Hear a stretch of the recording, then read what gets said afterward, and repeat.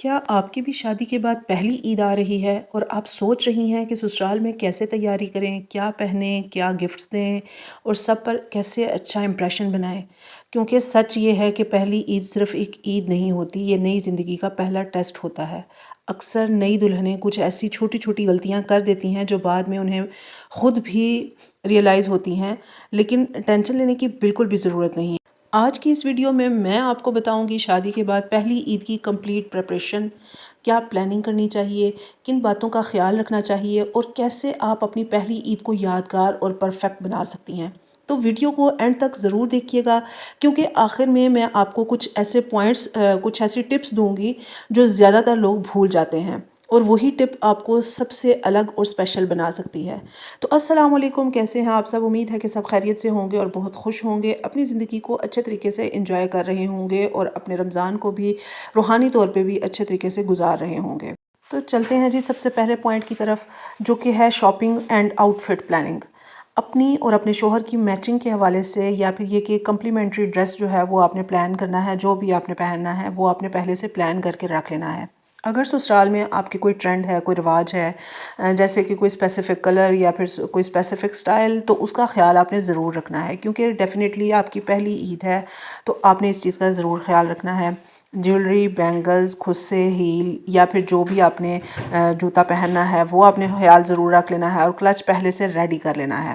जब आप हर चीज़ को नज़्म व ज़ब्त के साथ पहले से तैयार करके रखेंगी तो आपके लिए भी मुश्किल नहीं होगी, और आपका जो नज़्म व ज़ब्त होता है, आपका सलीका, यही आपकी शऊर की और आपके एक कॉन्फिडेंस की एक अलामत होता है। फिर उसके बाद हम बात कर लेते हैं मेहंदी लगवाने की। तो आपने चाँद रात पर ही मेहंदी लगवा लेनी है। उसके अलावा चाँद रात पर आपने फेशियल, मैनीक्योर, पेडिक्योर या फिर एटलीस्ट जो बेसिक ग्रूमिंग्स हैं, वो ग्रूमिंग टिप्स हैं, वो आपने अप्लाई कर लेनी है। या फिर ये कि अगर आप किसी पार्लर वगैरह में, किसी सैलून वगैरह में जाना चाहती हैं तो वो भी आपकी अपनी चॉइस है। फिर उसके बाद बात कर लेते हैं कि मेकअप किस तरह का होना चाहिए ईद के दिन का। तो बहुत ही लाइट और एलिगेंट सा मेकअप ईद के दिन के लिए बेस्ट लगता है। हैवी मेकअप, हैवी ज्वेलरी ये थोड़ी सी ऑड लुक देती है, लेकिन लाइट और एलिगेंट मेकअप ईद के दिन के लिए बहुत ही अच्छा लगता है। फिर ईद के दिन नमाज और दुआ का भी ख़ास ख्याल रखना है, क्योंकि रूहानी सुकून भी बहुत ज़रूरी होता है, बल्कि सबसे ज़्यादा ज़रूरी रूहानी सुकून ही होता है। जब हमारी रूह पुरसुकून हो, मुतमईन हो, तो उसके बाद जिस्म को भी सुकून मिलता है, आपका जहन भी पुरसुकून रहता है। फिर उसके बाद जो नेक्स्ट स्टेप आ जाता है वो ये है कि ससुराल में जो भी ट्रेडिशनल ईद डिशेस बनती हैं, जैसे कि शीर खुरमा है या बिरयानी वगैरह है, या जो भी बनता है उसका आपने एक आइडिया ले लेना है अपने घर वालों से, ससुराल वालों से।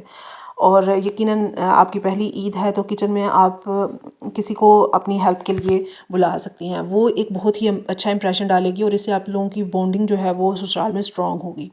उसके अलावा ये कि अपनी तरफ से एक स्पेशल डिश बनाकर आप सबको सरप्राइज़ कर सकती हैं, जो कि आपको बहुत अच्छे तरीके से बनानी आती हो, या फिर जो कि आप मेके में बहुत अच्छे तरीके से बना सकती थीं और आपकी फ़ेवरेट हो, जो सबको पसंद भी आए, तो वो आप बनाएं। तो वो आपको आपके ससुराल वालों पे एक बहुत ही अच्छा इंप्रेशन डालेगी। फिर बात कर लेते हैं ईद के दिन ईदी के हवाले से या तोहफ़ों के हवाले से।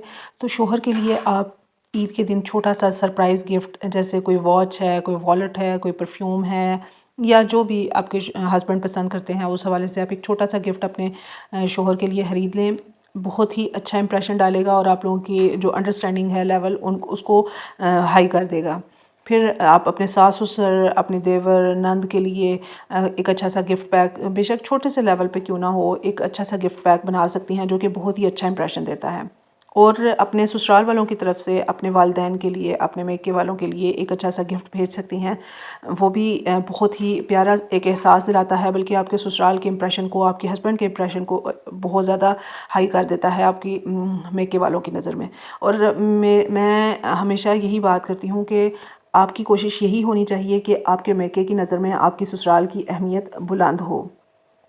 अक्सर लड़कियां मैके में जाके अपने ससुराल वालों की बहुत ज़्यादा शिकायतें करती रहती हैं, छोटी छोटी बातों को भी बहुत बड़ा बना के पेश करती हैं। हालांकि ये एक बहुत ही गलत आदत है।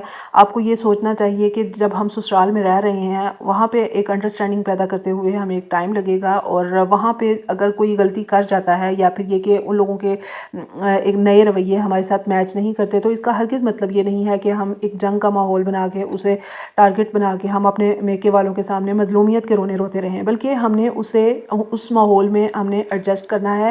کوئی مسئلہ نہیں ہے اگر کوئی کچھ کہہ دیتا ہے یا کسی کا رویہ ہمارے ساتھ میچ نہیں کرتا، کسی کا رویہ ہمارے ساتھ ڈیفرنٹ ہے، تو آہستہ آہستہ وہ بہتر ہو جائے گا. اگر بہتر نہیں ہوگا تو میں خود اپنے آپ کو اس ماحول کے مطابق ایڈجسٹ کر لوں گی. جو شخص میرے ساتھ مخلص ہے میں اس کے ساتھ اچھے طریقے سے رہوں گی، اور جو میرے ساتھ مخلص نہیں ہے میں اس سے تھوڑا سا سائڈ اختیار کر لوں گی، تھوڑا کنارہ اختیار کر لوں گی، تاکہ وہ میرے مطلب اس کو میری لیمٹس کا اندازہ ہو جائے.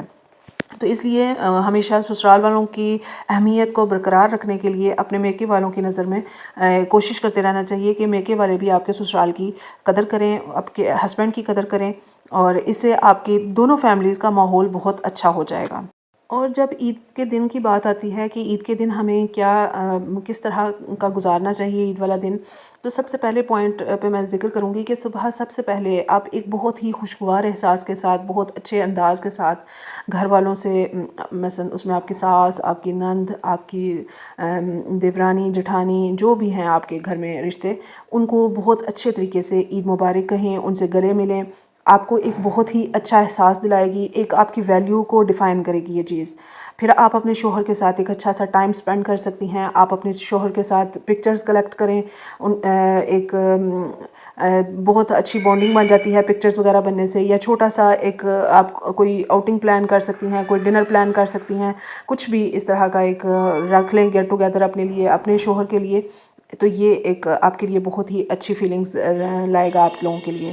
پھر دونوں فیملیز کے درمیان بیلنس مینٹین کرنا بہت ضروری ہے. یہ میں نے پہلے بھی یہ بات کی، اب دوبارہ میں آپ کے ساتھ یہی بات کروں گی کہ دونوں فیملیز کے درمیان بیلنس مینٹین کرنا بہت ضروری ہے. دونوں فیملیز کے درمیان اچھی بانڈنگ بنانا یہ آپ کا کام ہے. یہ کسی نے باہر سے آ کے نہیں کرنا ہے. آپ کے سسرال کی اہمیت اسی وقت آپ کے میکے والوں پہ ڈیفائن ہوگی جب آپ کے میکے والوں پہ آپ کے سسرال کا اچھا امپریشن پڑے گا.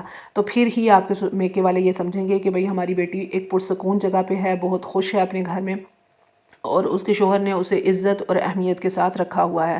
تو یقین کریں جب ماں باپ سکون میں آ جاتے ہیں نا، تو پھر آپ کی جو دنیا بھی سنور جاتی ہے اور آخرت بھی سنور جاتی ہے. ماں باپ کے چہرے پہ ایک مسکراہٹ دیکھنے کے لیے تو بیٹیاں بہت کچھ کر لیتی ہیں، بہت سی غلطیوں کو درگزر کرتی ہیں، بہت سی چیزوں کو سیکریفائز کرتی ہیں. اس لیے یہاں پر یہی میں آپ سے بات کہوں گی کہ دونوں فیملیز کے بیلنس کو آپ نے خود برقرار رکھنا ہے. ایک لڑکی ہی ہوتی ہے جو میکے والوں کو بھی اور سسرال والوں کو لے کے چلتی ہے اور ان کے بیلنس کو برقرار رکھتی ہے. تو آج کی یہ تمام ٹپس آپ کو کیسی لگی میرے ساتھ آپ نے کمنٹ سیکشن میں ضرور شیئر کرنا ہے. امید ہے کہ ویڈیو آپ کو پسند آئی ہوگی.